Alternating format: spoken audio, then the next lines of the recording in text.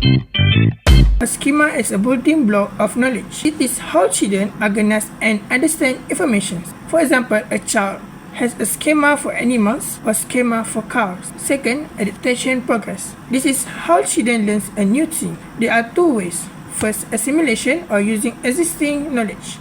Second, accumulation, changing our knowledge.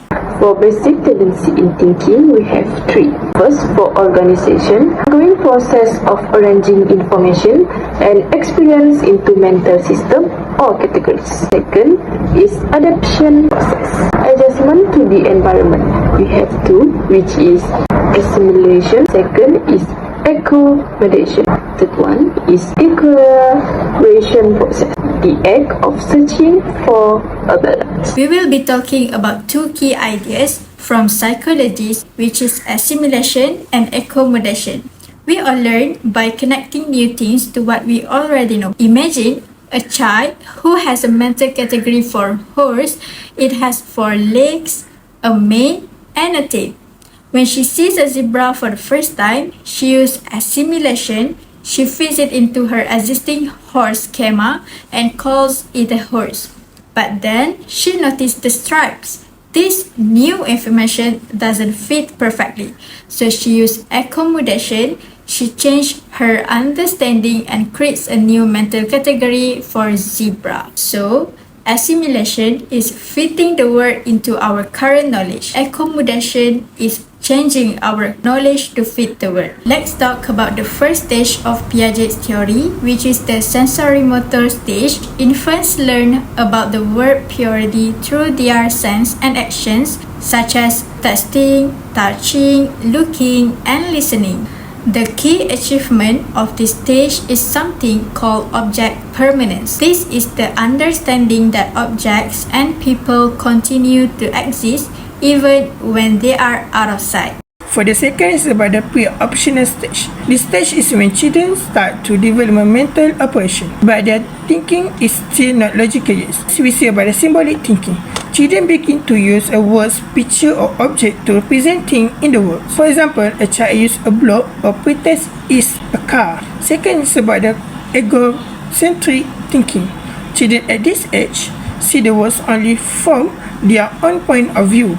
She struggles to understand what others may feel, see, or think. For example, a child covers their eyes and thinks you cannot see them. Third is about the intuitive thinking. A children make a decision based on what feels right, not logic. They cannot yet perform mental operations like revising actions. For the fourth is a concentrated thinking. Even though language improves, they still think in a very simple and literal ways, based on what they can see and touch. Third one is concrete operation. Operation is mental operation, which is use of logic or concrete reasoning. Have two types, which is classification and seriation. For classification, ability to group objects on a basis of common characteristics. For seriation, ability to order objects on a basis of increasing or decreasing. The next stage is formal operation. It begins around age 11 and is when our thinking becomes more mature. At this point, people can think abstractly, understanding ideas like justice or algebra without needing real examples. They can also think hypothetically, imagining what-if situations and predicting possible outcomes. Similar to scientific reasoning, logical reasoning also improves, so they can understand and evaluate logical statements on their own. Like this theory explains that students learn best when they face challenges that don't match their current thinking. This equilibrium encourages them to adjust their understanding. But it also promotes discovery learning. Students should explore, experiment, and learn actively through hands-on activities. Teachers should ask students to explain their reasoning. This helps us understand how they think and strengthen their understanding. First, some of these tasks weren't very clear, so children often fail because of their instruction, not their thinking. Second, development doesn't always follow this stage. Children can show mixed abilities. Third, his research was based on a small Western sample, so it may not represent all children.